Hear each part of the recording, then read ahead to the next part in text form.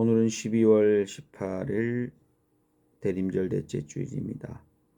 새날교회 주일 공동예배 성서 읽기 증언 말씀 잠시 나누겠습니다. 오늘 하느님의 말씀은 빌립보서 4장 4절에서 7절 말씀입니다. 빌립보서 4장 4절에서 7절입니다. 주님 안에서 항상 기뻐하십시오. 다시 말합니다. 기뻐하십시오. 여러분의 관용을 모든 사람에게 알리십시오. 주님께서 가까이 오셨습니다. 아무것도 염려하지 말고 모든 일을 오직 기도와 간구로 하고 여러분이 바라는 것을 감사하는 마음으로 하나님께 아뢰십시오. 그리하면 사람의 헤아림을 뛰어넘는 하나님의 평화가 여러분의 마음과 생각을 그리스도 예수 안에서 지켜줄 것입니다. 아멘. 오늘 증언은 항상 이렇게 라는 제목으로 나눕니다. 항상 이렇게입니다. 네, 여러분 항상 기뻐하라. 기뻐하라는 것, 기뻐하는 것 쉽지 않습니다. 특히 요즘같이 어렵고 과거로 회귀하고 민주주의 역행하는 시기에 기뻐하라는 것 쉽지 않습니다. 특히 항상 기뻐하라. 강조합니다. 다시 말한다. 기뻐하라. 쉽지 않습니다. 어떻게 기뻐할 수 있겠습니까? 오히려 항상 염려하고 있지 않습니까? 항상 염려 가운데 살고 있는 것이 우리의 모습입니다. 이것도 걱정이고 저것도 염려되고 이것도 걱정이고 저것도 근심입니다. 걱정 근심 가운데 밤잠도 설치며 밤잠을 설치니 몸도 처지고 우울감도 오고 이것이 요즘 대한민국에 살고 있는 소위 보편적 지성을 갖고 있는 사람들의 삶일 것입니다.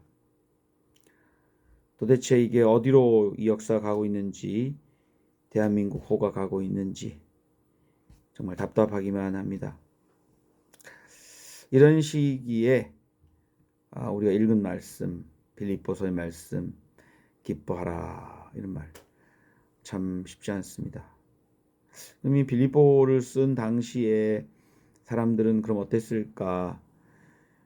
기쁜 일만 있었을까?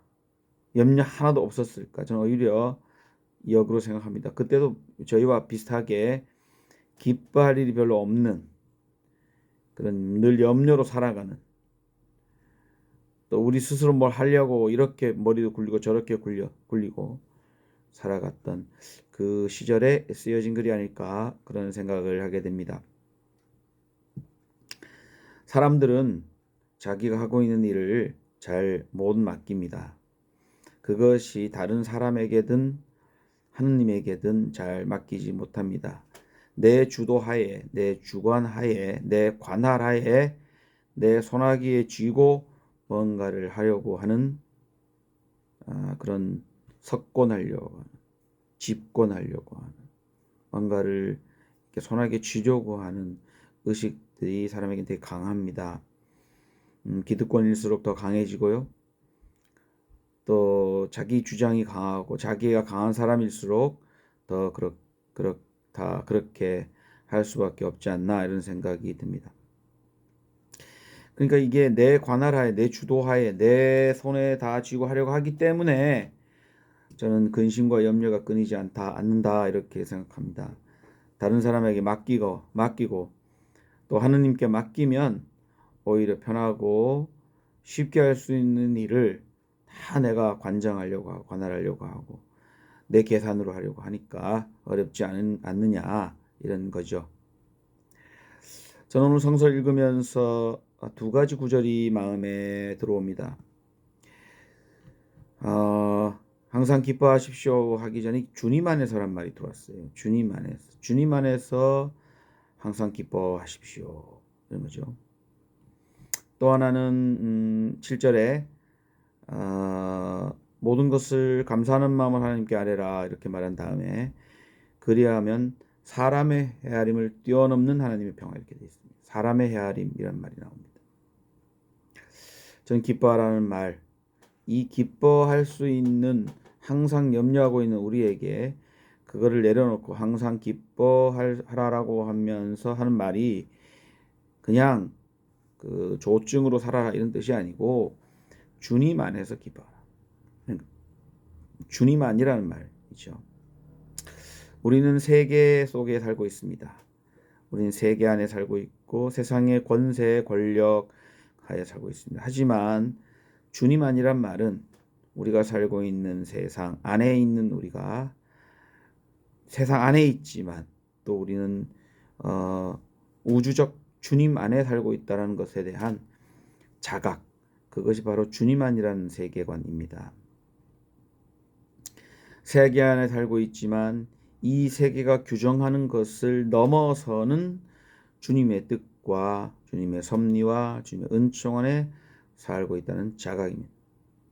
이 세계는 실패와 좌절, 절망과 파국을 향해 내닫고 있지만 주님의 세계, 주님 안에서 우리는 성공할 수 있고 승리할 수 있고 희망을 가질 수 있고 새하늘과 새 땅에 주님의 비전을 우리는 공유할 수 있고 그래서 우리는 주님의 비전 안에서 살고 있기 때문에 그러기 때문에 우리는 기뻐할 수 있을 거다.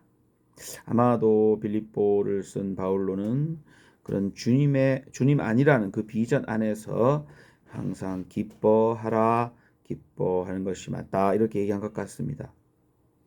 주님 안에서만 우리는 낙관할 수 있습니다. 지금 세계는 기후위기 또 자본과 노동의 대결에서 자본의 그 승리 그리고 자본이 세상을 더욱더 탐욕과 더욱더 빠른 속도 더욱더 많은 이익을 내기 위해서 폭주기관차처럼 달리고 있는 이 세계 절망적입니다. 하지만 이 절망은 세계의 끝인지는 몰라도 주님의 나라의 끝은 아닙니다. 오히려 이 세계 끝에 주님의 나라가 다시 시작될 수 있지 않을까라는 그런 희망 또한 가지게 됩니다. 그래서 우리가 항상 기뻐하고 낙관적인 세계관을 가지고 살 수 있는 것은 주님의 세계가 주님의 비전이 이제 새롭게 펼쳐진다라는 그런 주님 안에서의 삶이 우리를 희망으로 낙관으로 기쁨으로 인도하실 것이라고 저는 생각합니다. 그런 의미에서 주님 안에서 기뻐하라. 주님 안에서 항상 기뻐하란 말이 의미가 이렇게 다가오고 있습니다. 두 번째는 계산, 헤아림인데요. 요즘 계산 많이 합니다.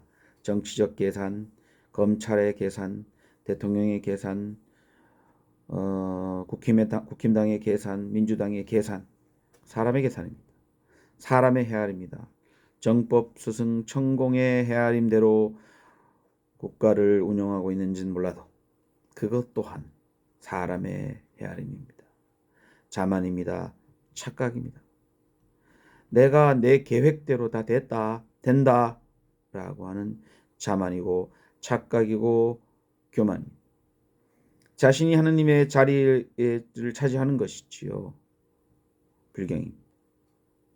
저는 그가 천공이든 그가 검찰이든 그가 정치 구단이든 10단이든 간에 그들의 계획은 필패할 수밖에 맞지 않는다.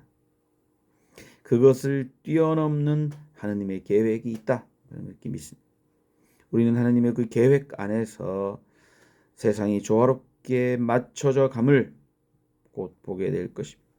지금은 비록 혼란하고 지금은 비참하고 지금은 엉망진창일지라도 하느님의 계획 안에서 사람의 계획과 사람의 헤아림이 아니라 하느님의 계획 안에서 새롭게 조화를 이뤄갈 것이라고 저는 믿습니다.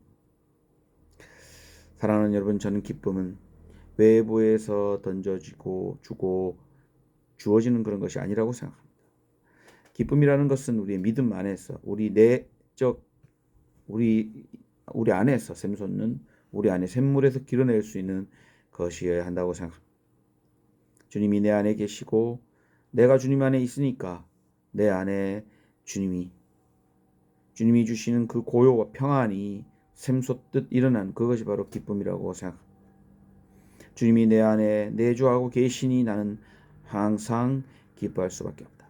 또 내가 주님 안에 있으니 항상 기뻐할 수밖에 없다. 지금처럼 말입니다. 항상 이렇게 내가 기뻐할 수 있는 이유는 내 안에 주님이 계시기 때문이다. 이렇게 생각합니다. 사랑하는 여러분, 주님의 평화, 평강이 여러분 안에 머물러 있음으로 인해서 항상 기쁨의 삶을 살아가시는, 또 주님께서 여러분을 항상 기쁨의 길로 인도하시는 그 역사가 여러분 함께하기를 간절히 축원하며 빕니다. 주님이 여러분 안에서 항상 여러분을 기쁘게 인도하시기를 간절히 빌면서 오늘 말씀을 마칩니다. 고맙습니다.